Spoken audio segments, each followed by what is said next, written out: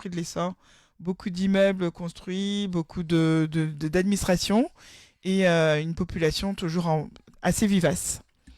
Donc, tu n'es pas parti au Bénin, mais tu es parti un peu à côté, je Au pense. Ghana, c'est ça. Au Je suis Ghana, allé c'est ça. au Ghana, oui. Je suis allé au Ghana et j'ai fait justement ce qu'on appelle une reconnexion ancestrale quand même. Alors, le Ghana, pour ceux qui connaissent pas, c'est situé en Afrique de l'Ouest. C'est ça. Et c'est à 2 pays du Bénin, parce qu'au milieu, il y a le Togo, et ensuite, il y a le Bénin.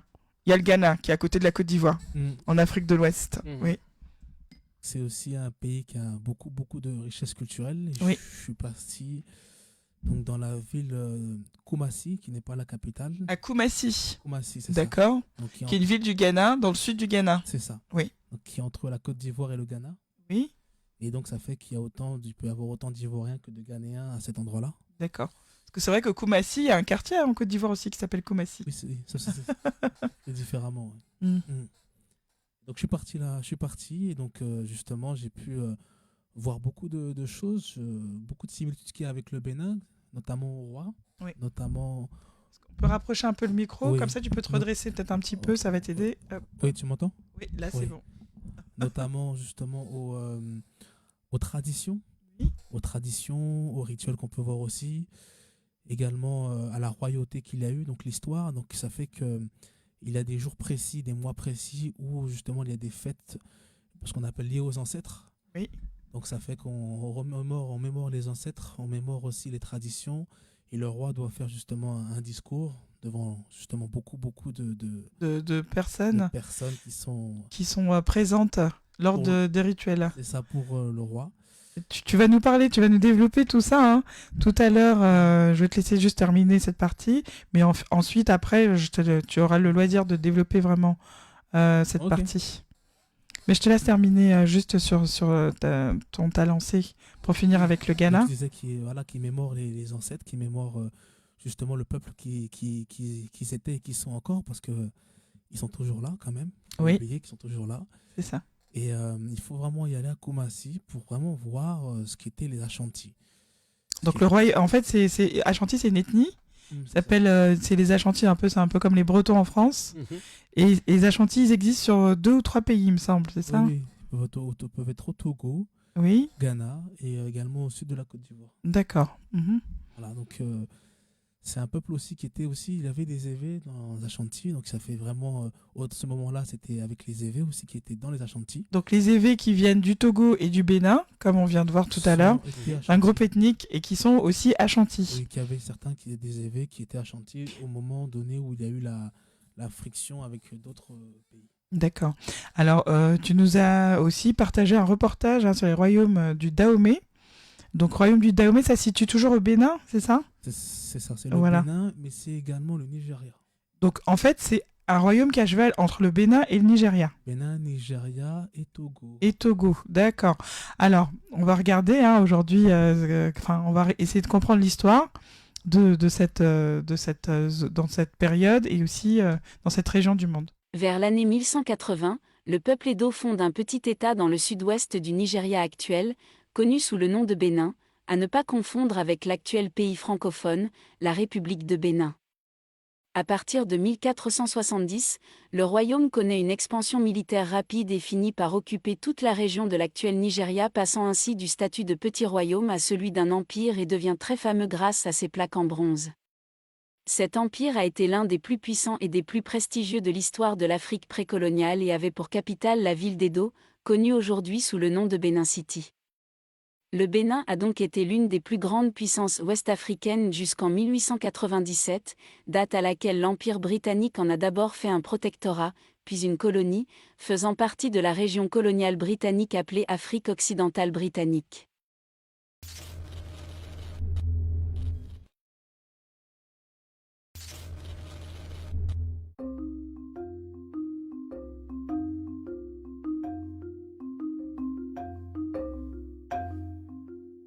Le nom Bénin est dérivé de Bini, un nom sous lequel le peuple Edo, un groupe ethnique de la région de l'actuel Nigeria, s'est fait connaître à un certain moment de l'histoire. Ce nom pourrait également dériver de Birnin, qui signifierait territoire fortifié, en référence aux murs qui ont été érigés autour de la ville d'Edo, aujourd'hui Benin City, à la fin du XVe siècle. Une autre possibilité est que le nom dérive de Ubini, le nom que le souverain Ewedo a donné à la capitale et au royaume. Lorsque les Portugais sont entrés en contact avec l'Empire à partir de 1485, ils ont déformé le nom Ubini en Bénin. L'histoire de l'Empire du Bénin peut être divisée en 3 parties. L'histoire précoloniale, l'ère impériale, et enfin l'époque coloniale et le déclin de l'Empire. L'histoire précoloniale de l'Empire du Bénin peut également être divisée en 2 périodes distinctes. La première est celle où les tribus d'Edo ont été unifiées par la dynastie des Ogiso, Ogiso qui signifie roi du ciel. Ces souverains étaient considérés comme d'ascendance divine et ont créé le royaume appelé Igodo-Migodo. Ce royaume était donc sous l'influence du peuple Edo. À l'époque des Ogiso, les souverains disposaient d'un immense pouvoir dans tous les domaines, politique, militaire, économique, judiciaire, législatif, etc. Ils administraient en concertation avec le Conseil des Anciens. À cette époque, un grand développement a été donné aux marchés et aux arts, notamment ceux de la sculpture sur bois et du travail du bronze, à tel point qu'aujourd'hui encore les bronzes de l'Empire du Bénin sont considérés comme des chefs-d'œuvre. La tradition enregistre les noms d'une trentaine d'Ogiso, hommes et femmes. On ne sait pas grand-chose de cette période, mais on sait que la dynastie s'est éteinte en l'an 1100 avec la mort du roi Owodo. La seconde période de l'histoire précoloniale de l'Empire du Bénin est celle où il était encore un royaume et sous influence Yoruba, dirigé par la dynastie des Oba. Les rois étaient traités comme des dieux. Les débuts de cette seconde dynastie du Bénin remontent au XIIIe siècle. Le premier grand roi du royaume du Bénin fut Ewedo. Son règne aurait été caractérisé par une guerre civile face aux faiseurs des rois. Son but était de se défaire de leur pouvoir politique qu'il juge trop important. C'est à partir de son règne que l'Oba, qui veut dire roi ou souverain en Yoruba, serait devenue l'institution de loin la plus puissante du royaume.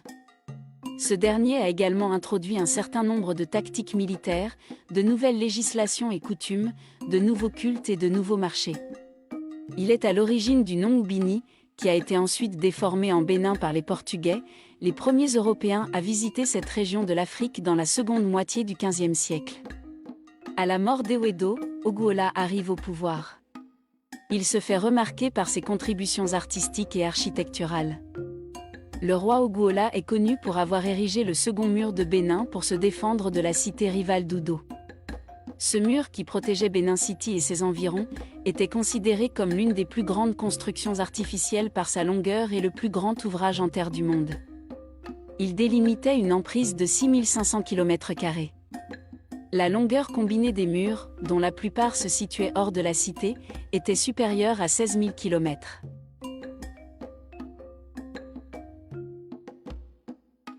Le roi le plus célèbre du royaume du Bénin a été sans doute Oba Ewaré.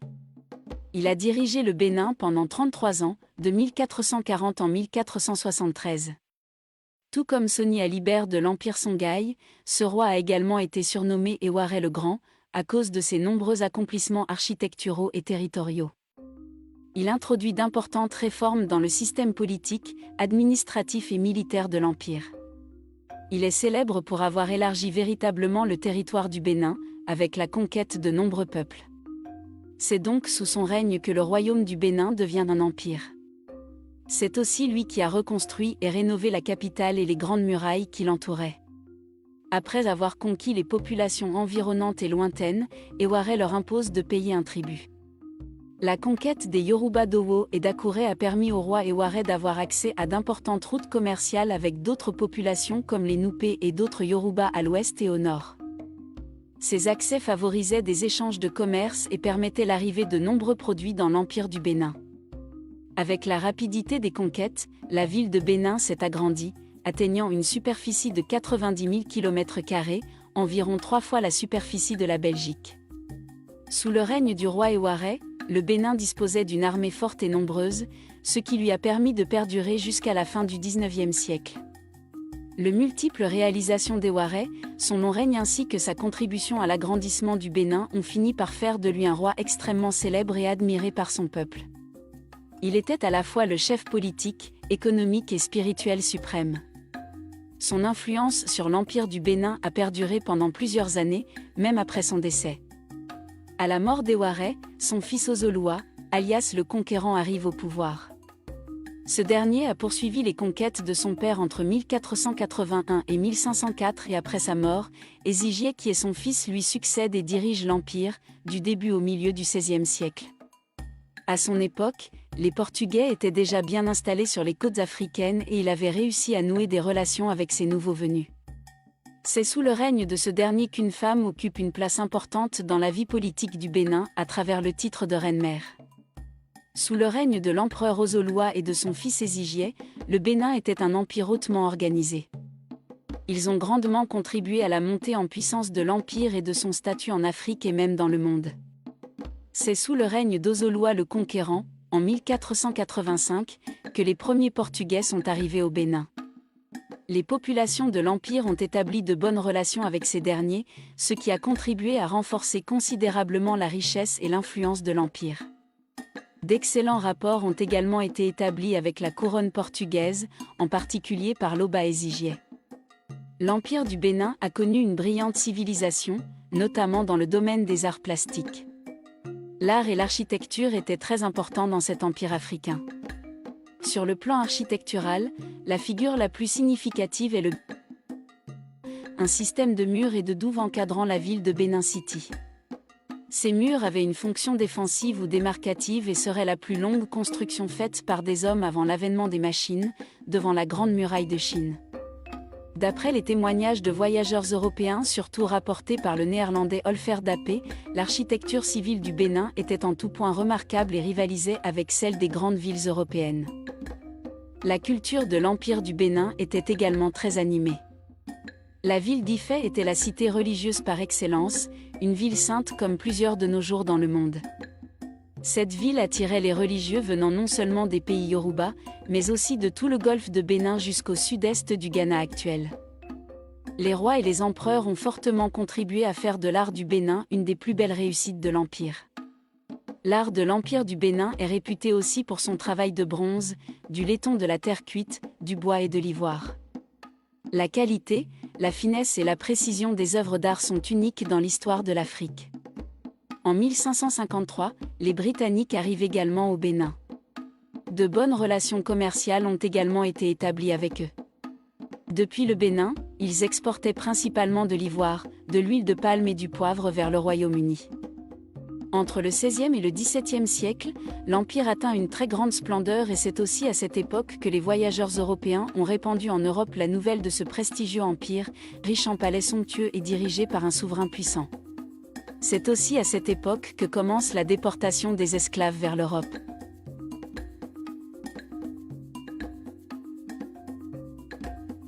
À la fin du XIXe siècle, les aspirations colonialistes européennes ont entraîné un changement radical des relations avec l'Empire du Bénin. Les Britanniques, qui avaient depuis longtemps établi de bons rapports avec l'Empire du Bénin, ont clairement montré qu'ils avaient l'intention de poursuivre plus directement leurs intérêts économiques dans la région. C'est ainsi que l'empereur Oba Ovonramwen, couronné en 1888, fut contraint de se résigner et signe un traité faisant de l'Empire du Bénin un protectorat britannique. Cette soumission n'est pas acceptée par la population et le mécontentement conduit à plusieurs protestations populaires, au cours desquelles, en 1897, 8 citoyens britanniques sont tués. L'événement déclenche de violentes représailles connues sous le nom d'expédition punitive du Bénin. En effet, après la mort des 8 citoyens britanniques, un bataillon sous les ordres de l'amiral Harry Rawson a envahi la capitale d'Edo, aujourd'hui Benin City, et l'a mise à feu et à sang. Le palais royal a été rasé et les œuvres d'art qu'il contenait ont été volées et se trouvent aujourd'hui dispersées dans de nombreux musées du monde entier, parmi lesquels les célèbres plaques de bronze gravées connues sous le nom de bronze du Bénin. À la fin de cette opération militaire, l'empereur est déporté, la monarchie est supprimée et le territoire est démembré en de nombreux petits États. L'Empire du Bénin avait cessé ainsi d'être le prestigieux et fort État qu'il avait été auparavant. Il était devenu faible et vulnérable et n'était que l'ombre de lui-même. Après avoir été un protectorat britannique, l'Empire se transforme en colonie britannique en 1914. La monarchie a été réintroduite en même temps que la transformation en colonie, mais le souverain avait désormais définitivement perdu tout pouvoir politique, ne conservant que le rôle de chef religieux et de représentant cérémoniel. Après l'indépendance des colonies britanniques d'Afrique de l'Ouest en 1960, ce qui restait du grand et prestigieux empire du Bénin a été attribué à la République fédérale du Nigeria, dont il fait encore partie aujourd'hui. Nous sommes à la fin de cette vidéo et merci de l'avoir suivi. Voilà, nous sommes sur le retour sur notre plateau. Nous avons fait un petit voyage à travers l'histoire du Bénin, l'empire du Bénin. Donc, vous avez pu découvrir comment est-ce que cet empire a évolué à travers le temps. On a découvert aussi cette grande muraille qui est plus grande que la muraille de Chine également, et aussi l'avènement de rois qui avaient beaucoup de présence, de prestance et d'autorité. Alors, on va développer tout ça avec le parcours de Jordan Alger, qui va nous parler de ça avec ses bouquins. Dans la 4e partie de notre émission, nous allons pouvoir développer tout ce que nous venons de voir. Et je vous invite à poser des questions à tous les auditeurs. Vous pouvez nous poser des questions et nous écrire également, et on vous répondra en direct pendant l'émission. Sans plus tarder, nous allons commencer nous allons terminer avec la dernière partie, parcours de vie. Donc avec Tassiana Ozen et Jordan Alger.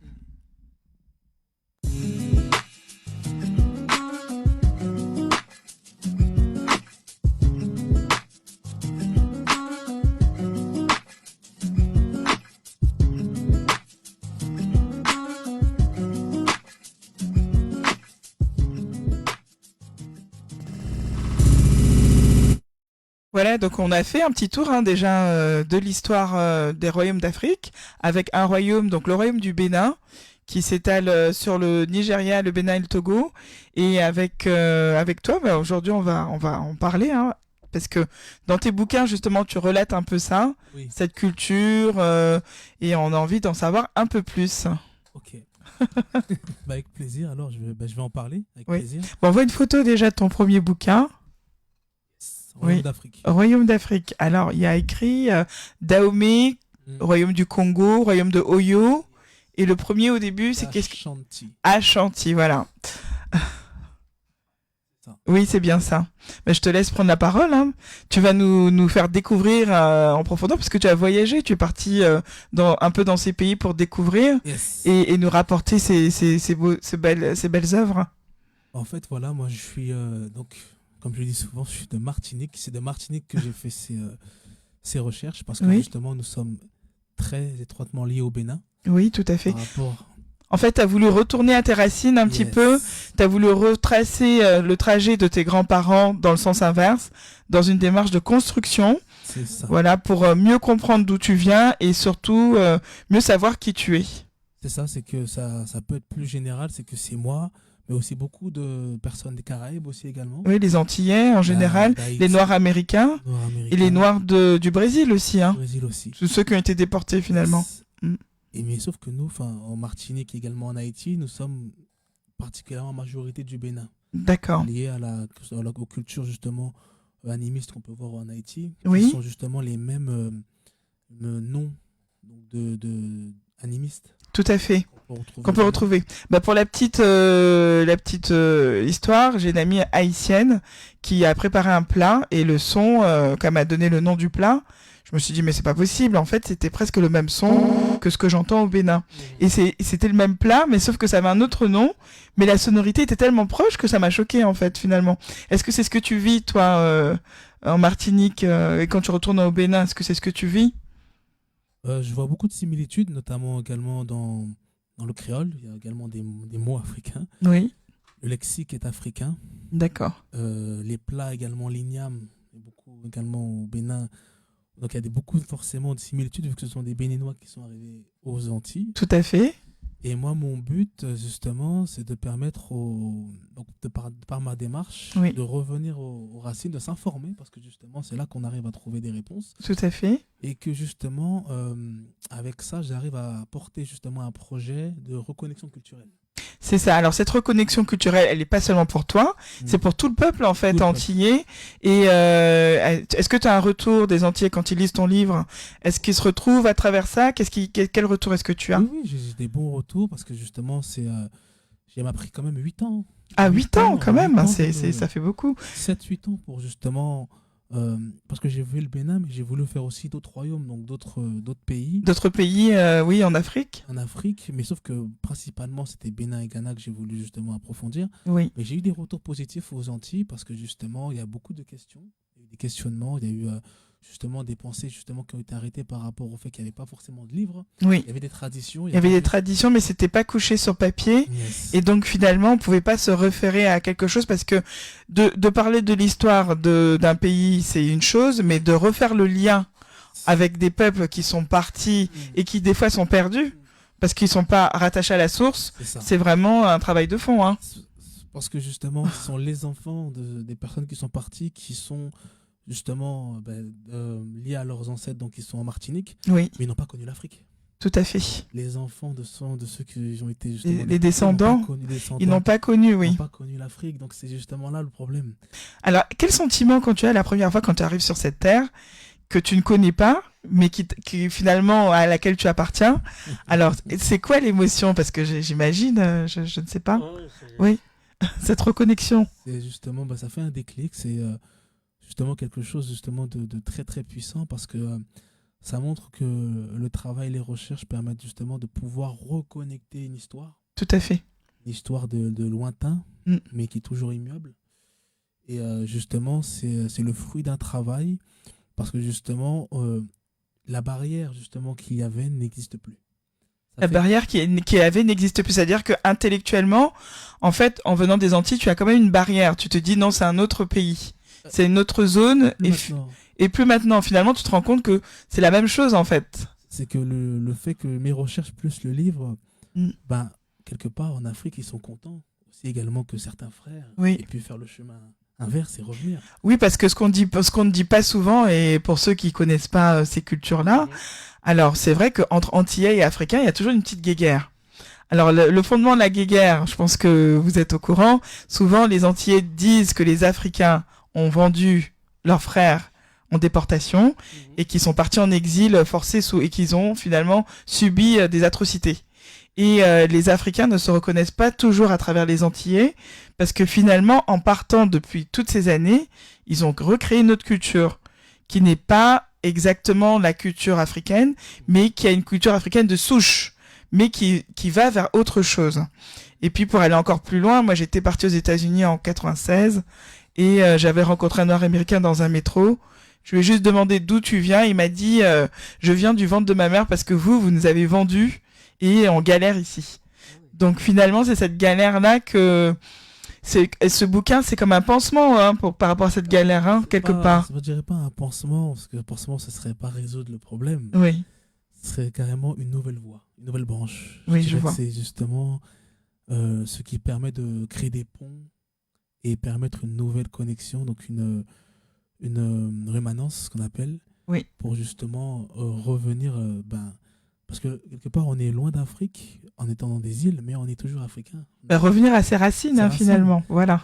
Et il faut justement des gens courageux, des gens qui permettent justement d'informer, parce que quelque part, l'Afrique est à côté de nous. Donc on Tout à a juste fait. à y aller pour justement se reconnecter. Maintenant, on le peut.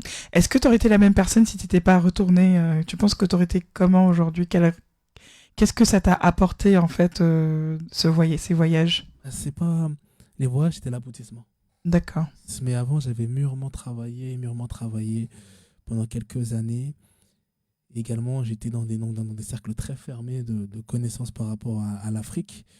Et justement, j'avais pu rencontrer des personnes qui étaient vraiment très, très scientifiques dans la démarche. Oui.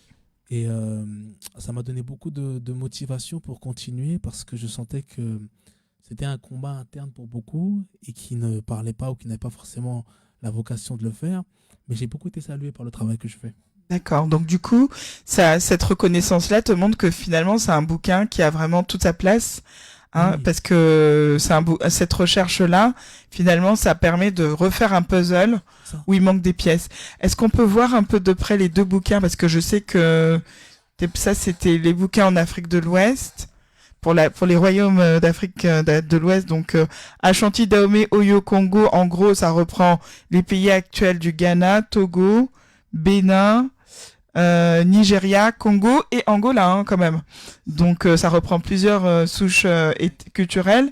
Et là, c'est carrément en Égypte. C'est C'est parti en Égypte aussi, hein, justement pour découvrir les pharaons de Nubie, Nubie. royaume égyptien nubien. Et justement, là, je réfère plus à ce qui est Sénégal et Mali. Parce que justement, D'accord. dans le livre, je parle également du Sénégal et du Mali, donc Oui. de Guinée aussi. Voilà. Je passe le bouquin donc à nos invités également qui puissent regarder avec nous. Donc, Non, mes parents sont d'Égypte et je ne suis jamais parti en Égypte. Ah. Et j'avais Ah bah. envie de faire j'avais envie de justement de retrouver mes racines et tu es en train justement de parler de ces racines et c'est vrai que ça me touche énormément. Oui. comme Voilà. quoi, les similitudes. Mais nous, on garde quand même au fond de nous ces racines que nos parents nous ont Légués. voilà. Oui. Et donc voilà, c'est pour ça que ça me touche énormément par rapport à ce que tu viens de dire. Ben voilà, donc tu vois, tu reconnectes beaucoup de personnes hein, sur le plateau.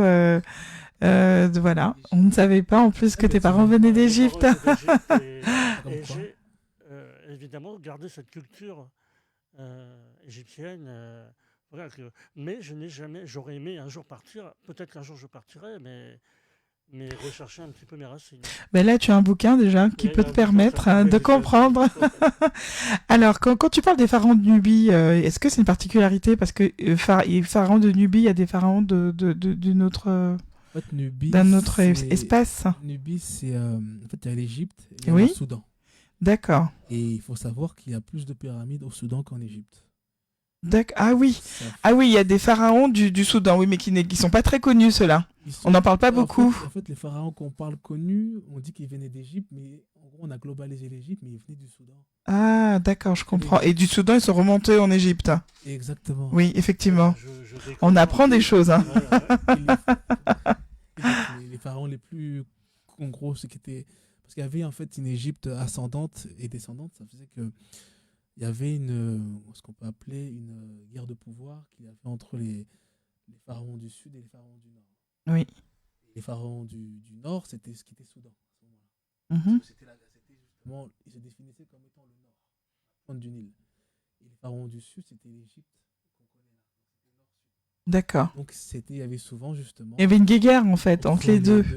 et ils C'était devaient un peu savoir- comme la Sicile du Nord et du Sud, un peu quelque chose comme ça. Ils devaient, c'est ça. Mm. Ils devaient savoir en gros quel pharaon, quelle personne pouvait décider si le pharaon sera intronisé au sud ou au nord. Ah oui, d'accord. Donc quand même, c'était un peuple qui était quand même uni, malgré tout. Oui. Il y a eu des guerres aussi, parce qu'il y a eu beaucoup aussi de changements politiques, Oui. mais c'était en gros nord et sud. Et ce qu'on appelle le Soudan, c'est la Nubie. D'accord. Donc finalement, là, tu parles des pharaons du Soudan, alors. Là, c'est des pharaons du Soudan qui étaient Les couches, on les appelait les couches, voilà. qui sont les ancêtres des Maliens. Donc les couches sont les ancêtres. Donc du coup, ils ont quitté le Soudan pour aller jusqu'au Mali. Ils sont partis à pied. Voilà, c'est ça. Comment ça s'est passé en Ils fait? sont allés, parce que dû aux guerres qu'il y a eu, dû au changement politique, D'accord. et ben le Nil, justement, comme c'est le Nil qui permettait qu'il y ait de l'environnement, qu'il y ait beaucoup de choses, Mhm. donc tout ce qui pouvait être alimentaire, ce qui pouvait être aussi le Nil permettait d'avoir des sources et de vivre longtemps, donc c'était la meilleure place. Donc finalement, tu parles du fleuve du Nil. Ça passe dans l'Afrique. Ils étaient sur le fleuve et ils sont arrivés de là-bas jusqu'au Mali. Voilà. Et donc ceux qui viennent du Mali, ceux qui viennent du Soudan qui arrivent au Mali et ceux qui étaient au Mali, est-ce qu'il y a une différence entre eux finalement aujourd'hui où ils sont... Ce qu'on appelle les Peuls. Ah d'accord. Ah bah dis donc, on apprend des choses aujourd'hui. Je suis bluffée, Marcel. Alors les Peuls, ils ressemblent un peu aux Mauritaniens. Ils ont un côté arabe, un peu mi-arabe, mi-noir. Et ils ont les cheveux lisses un peu. comme les Indiens, ou les Arabes. Et finalement, c'est vrai qu'ils ont des traits assez raffinés. C'est les Peuls, ils viennent du Soudan. Ils viennent du Soudan. Ah ben voilà, on apprend des choses. Ils ont les mêmes traits que les Soudanais. Tout à fait. Oui, un peu fin, voilà, tout à fait. Ben, on fait un petit coucou à la technique qui est en train de nous faire un petit big up. Voilà. Tout comme pas mal de pays également, ce qui est du Bénin, du Cameroun. D'accord. Chaque endroit avait une zone en fait. C'est que justement il y avait le nord et le sud. Et ceux qui étaient au nord, Je te laisse juste te rapprocher de ton micro. Ou sinon, tu peux tirer un petit peu, si t'as du mal, pour qu'on puisse bien entendre, parce que sinon, les auditeurs auront du mal. Ceux qui étaient proches du Soudan, oui. Quand il y a eu justement les guerres politiques avec justement l'Est, oui. l'Ouest, et ben justement, sont partis justement faire des pyramides au Congo. D'accord. Ils sont partis faire des pyramides au Congo. C'est ça, il y a des pyramides au Congo. Eh ben dis donc, dans quelle région ça? Dans les régions plus de Katanga, vers l'Est. Katanga vers l'Est. Et... Vers l'Est, donc c'est pas loin du Nord Kivu, ça. Des mini-pyramides, c'est pas les pyramides qu'on connaît là, c'est des pyramides très très fines. D'accord. Donc ça fait que la taille n'est pas la même. Et justement, donc le fait qu'il y a eu justement un déplacement vers l'Est, oui. Ça fait que il y a les ancêtres de ces personnes-là sont les Congolais d'aujourd'hui. Eh bien, dis donc, ça c'est impressionnant. Eh ben, on apprend encore des choses. Donc, les pyramides n'existent pas seulement en Égypte, elles existent au Soudan, au Congo et ailleurs aussi. Et donc, finalement, c'est l'histoire de l'immigration africaine, des peuples, des mélanges de cultures. Et finalement, on doit retrouver des mêmes souches culturelles d'un côté et de l'autre. Donc, on va diffuser ton portrait parce que tu as un portrait que tu nous as envoyé qui parle